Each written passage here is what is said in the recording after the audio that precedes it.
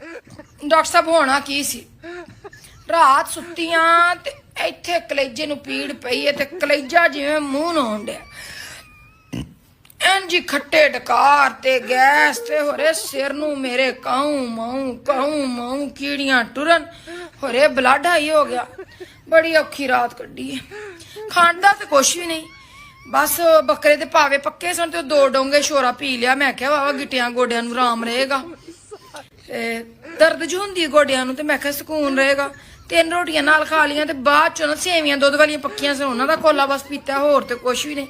ਉਹ ਜਦੋਂ ਤਬੀਅਤ ਖਰਾਬ ਹੋਈ ਨਾ, ਅੱਗ ਲੱਗੇ ਤੇ ਕੀ ਕੁਛ ਹੋਵੇ ਤੇ ਫਿਰ ਠੰਡਾ ਵੱਡਾ ਮੱਗ ਮੈਂ ਨਾ ਦੁੱਧ ਦਾ ਛੇਤੀ ਅੰਦਰ ਸੁੱਟਿਆ। ਮੈਂ ਕਿਹਾ ਸਕੂਨ ਮਿਲੇ, ਪਰ ਕੋਈ ਸਕੂਨ ਨਾ ਡਾਕਟਰ ਸਾਹਿਬ। ਫਿਰ ਸੌਂ ਗਈਆਂ। ਸਵੇਰੇ ਉੱਠੀਆਂ ਤੇ ਤਬੀਅਤ ਜ਼ਰਾ 19-20 ਸਹੀ ਤੇ ਮੈਂ ਕਿਹਾ ਭੋਰਾ ਨਾਸ਼ਤਾ ਕਰ ਲਾਂ।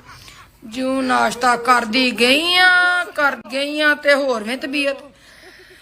ਨਾਸ਼ਤਾ ਕੀ ਸੀ ਡਾਕਟਰ ਸਾਹਿਬ? 2 ਪਰੌਂਠੇ ਸਜੇ, ਡੋਂਗਾ ਸਾਲਣ ਦਾ ਸੀ ਤੇ ਨਾਲ ਡੋਂਗਾ ਦਹੀਂ ਦਾ ਸੀ।